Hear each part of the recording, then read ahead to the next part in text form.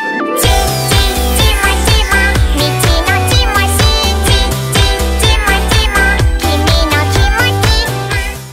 Arifin Nabrar kali ini akan membahas tentang social engineering.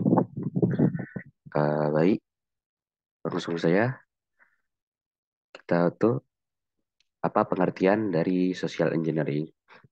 Social engineering adalah jenis kejahatan online yang berupaya untuk memanipulasi sebuah data pribadi ataupun data rahasia. Kejahatan ini bisa menyerang ke berbagai platform, email, medsos, dan sejenisnya. Serangan seperti ini biasanya digunakan oleh pelaku untuk mencuri dan menjabotase data-data pribadi korban untuk menipu ataupun memberikan ancaman pada data yang dimiliki. Yang kedua, jenis serangan. Macam-macam jenis serangan social engineering itu ada scareware, baiting, tailgating, phishing, pretexting, dan spear phishing. Scareware akan saya jelaskan satu-satu. Scareware adalah sebuah kejahatan dengan cara menakuti calon korban dengan menampilkan interface peringatan atau penanda bahaya pada device. Jenis social engineering ini biasa Anda temukan pada saat membuka sebuah website kemudian muncul pop-up gitu. Dia mengindikasikan bahwa device kita ini sedang mengalami serangan virus. Pelaku biasanya membuat tampilan itu UI-nya tuh serelevan mungkin sehingga korban agak terkecoh dan panik. Tujuan dari scareware ini untuk membuat korban mengikuti arahan pop-up tadi. Pop-up tersebut dan pelaku langsung mengambil data-data pribadi dalam hitungan menit saja. Jadi harus lebih jeli dan tanggap saat menerima pop-up ataupun notifikasi mencurigakan pada perangkat atau aplikasi. Yang kedua itu ada tailgating. Tailgating itu social engineering yang dilakukan secara langsung dengan bertemu korbannya. Misalnya informasi yang dibutuhkan oleh seorang pelaku. Seseorang pelaku social engineering ini bisa menyamar menjadi siapapun. For example, biasanya dia mengincar seorang dengan jabatan strategis pada perusahaan. Tipe tailgating ini pada social engineering adalah hal yang sering biasa kita jumpa. Kita dituntut untuk lebih cermat dan lebih teliti untuk mengeluarkan opini ataupun informasi karena jika terlalu detail maka akan berpotensi untuk disalahgunakan oleh pelaku. Ciri-cirinya biasanya digunakan oleh pelaku itu mengutarakan rasa penasarannya dengan gaya bicaranya yang santai sehingga korban tidak merasa jangkal pada gerak-gerik si pelaku. Ketiga ada pretexting. Perlu diwaspadai bahwa pretexting ini biasanya dilakukan dalam berbagai platform media sosial. Salah satunya adalah melalui sebuah email.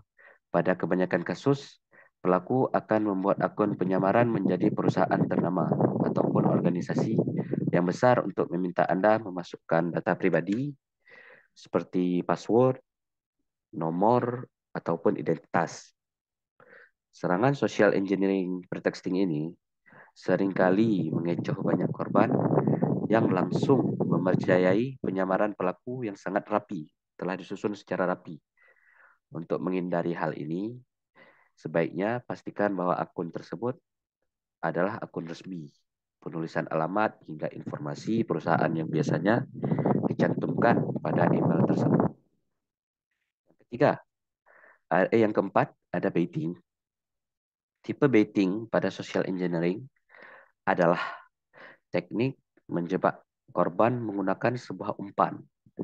Salah satu contoh dari kejahatan ini adalah saat kita ingin mendownload file, ada sebuah website yang kemudian meminta izin untuk bisa mengakses beberapa hal seperti suara, folder, kontak, dan lain-lain.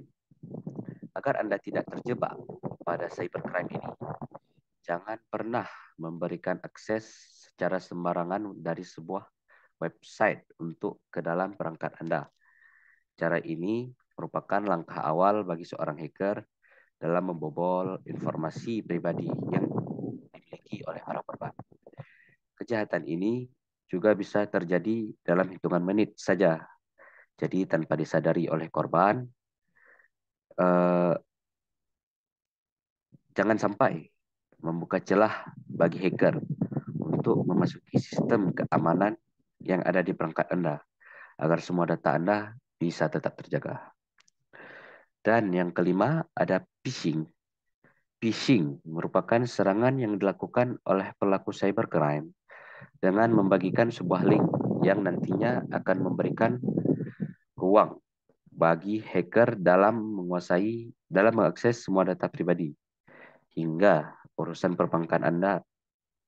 Tindak kejahatan ini biasanya dilakukan menggunakan pesan teks baik melalui sosial media, email, dan hingga SMS dengan kata-kata yang mengintimidasi korban.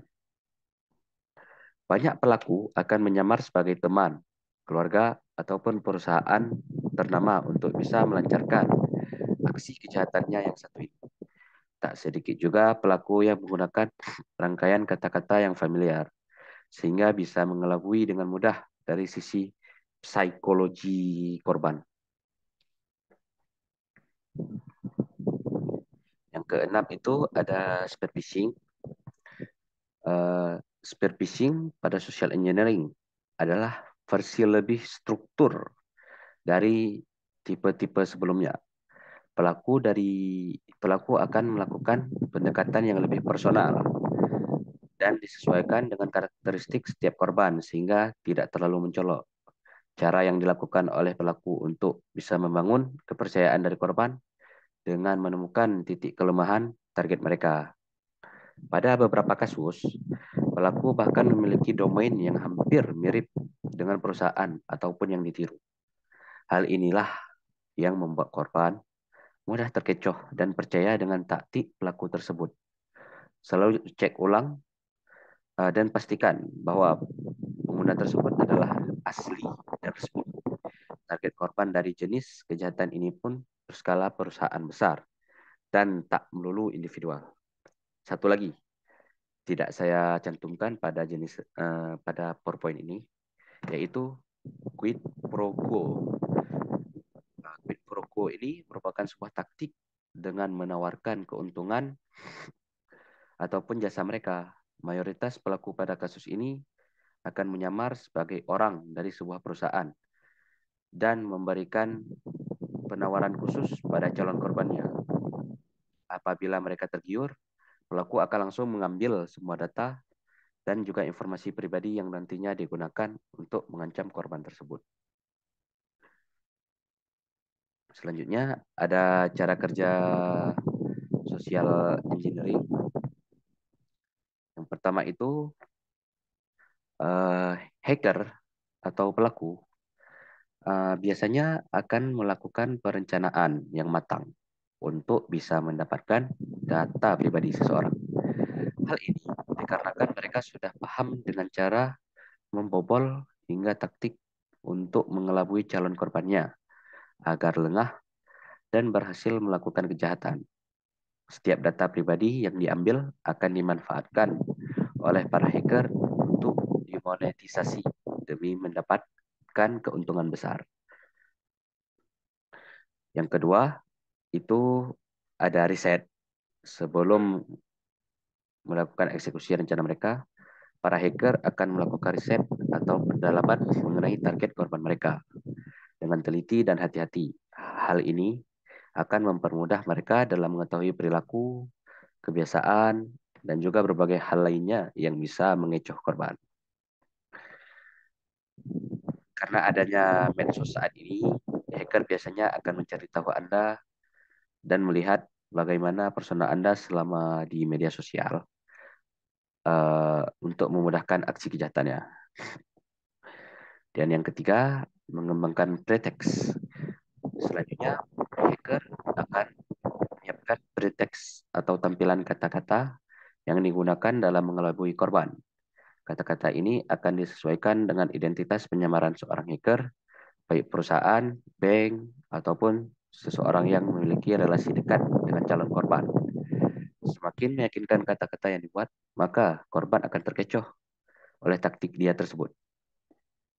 Yang keempat ada eksploitasi data. Jika korban merespon serangan dari seorang hacker, maka hacker akan bergerak cepat dan hati-hati dalam meminta data pribadi korban seperti nomor rekening, password, nomor identitas, ataupun hal lain. Tak sedikit hacker yang langsung memberikan link phishing pada korbannya melalui pesan singkat yang memudahkan mereka dalam memasuki sistem perangkat korbannya. Yang terakhir ada disengagement. Terakhir, hacker akan memutuskan hubungan pesan atau komunikasi pada korban dan dalam sekejap bisa menghilang. Hal ini membuat korban tidak tahu menahu perihal identitas hacker ataupun ancaman apa yang akan mereka dapatkan berikutnya. Layaknya menghilang tanpa kabar gitu. Baik, pencegahan. Kita masuk pada tahap pencegahan. Bagaimana sih cara mencegah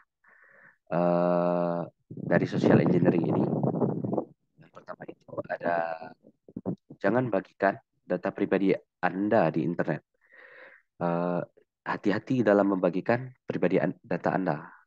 Jenis informasi ini yang biasanya sangat diincar oleh pelaku social engineering. Data pribadi Anda yang menjamin incaran para hacker, nama panjang, tanggal lahir, tanda tangan, nomor, dan kartu identitas. Pastikan platform yang Anda gunakan itu memiliki keamanan yang tinggi dan jangan sembarangan memberikan informasi sensitif atau rahasia agar tidak membahayakan Anda di kemudian hari. Yang kedua, ada pasang antivirus pada device. Tindakan lain yang mampu mencegah terjadinya social engineering ini adalah memasang antivirus pada setiap perangkat Anda seperti HP, laptop, dan komputer. Cara ini cukup efektif untuk bisa meminimalisir dari kejahatan social engineering maupun serangan cyber. Anda bisa menyesuaikan antivirus mana yang cocok dengan kebutuhan dan juga jenis perangkat. Meskipun sudah memasang antivirus, Anda diharapkan untuk selalu waspada pada akun ataupun website yang mencurigakan yang Anda temukan. Yang ketiga itu jangan lupa uh, menggunakan two factor. Gimana yang dimaksud two factor ini? Two factor itu uh, gini, jika Anda login Google itu dia Anda login di laptop dan juga perlu login dari HP. Itu two factor. Definisinya gunakan selalu password yang unik dan susah ditebak untuk melindungi data-data yang berada dalam akun Anda.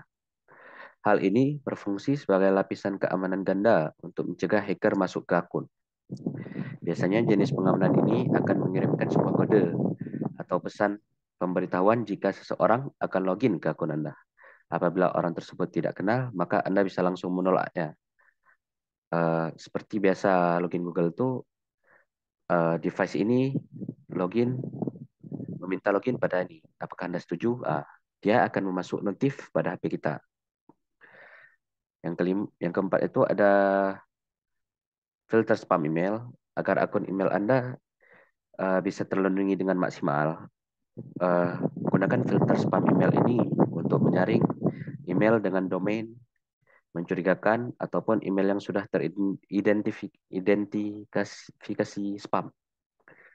Hal ini bisa mengurangi risiko terjadinya social engineering pada akun email Anda dan mempermudah Anda dalam membaca email yang masuk.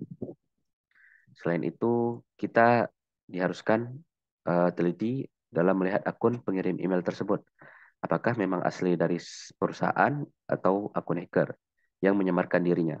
Hal ini bisa ditandai dengan domainnya yang tercantum pada email.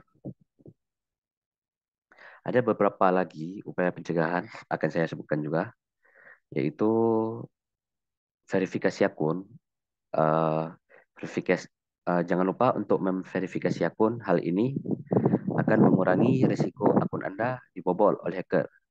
Untuk verifikasi ini berbeda-beda, bisa melalui OTP, email yang dikirim ke nomor HP Anda. Yang kelima itu hindari klik link yang mencurigakan. Saat Anda berselancar di internet, hati-hati pada link website yang mencurigakan. Biasanya link ini akan berbentuk sebuah iklan ataupun pop-up yang muncul dalam aplikasi dan memaksa penggunanya untuk klik pada link tersebut. Jika Anda tidak sengaja klik, secepat mungkin langsung tutup. Cara kerjanya biasa setelah memasuki bagian sistem keamanan dan mencari celah agar mereka bisa mengambil semua data yang di HP Anda atau perangkat Anda. Ciri utama link phishing ini kata-kata yang mengandung fear mongering atau semacamnya. Ya, yang terakhir itu menurut saya waspada saat download file asing. Hati-hati Anda saat mendownload file asing dari website. Banyak kasus social engineering yang menggunakan media file untuk mengakses data-data pribadi Anda dari perangkat korbannya. Anda bisa melakukan double check sebelum memutuskan untuk mendownload file tersebut. Pastikan website yang dicari sudah aman, terbebas dari link mencurigakan, sehingga kecil kemungkinannya untuk memasukkan malware. Baik, sekian saja presentasi saya. Tetap waspada pada kejahatan sosial engineering yang rawan terjadi di era digital saat ini. Sebagai pengguna internet, kita dituntut untuk lebih hati-hati, teliti, cermat dalam mengakses berbagai informasi yang ditemukan agar tidak terjebak dengan serangan social engineering. Kita bisa mewaspadai berbagai link hingga akun yang mencurigakan yang mencoba melakukan komunikasi dengan Anda, baik melalui pesan teks, SMS, chat, hingga email. Demikian presentasi saya yang bisa saya sampaikan. Apabila ada inilah salah sampai atau salah kata yang saya gunakan, saya mohon maaf. Wabillahi taufik wa hidayah. Assalamualaikum warahmatullahi wabarakatuh.